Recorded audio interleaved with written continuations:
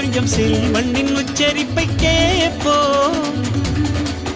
வெறும் காலில் செருப்பின்று நடந்து மண்ணோடு பேசிக்கொண்டு போவோம். மழலைகள் ஆவோம்.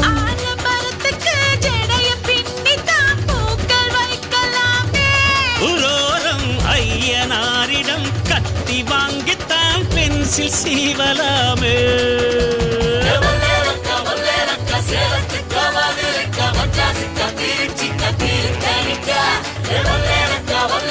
ஒட்டு மொத்த மக்களுக்கு அண்ணன் வந்த தமிழ்நாடு மாவரிக்கா.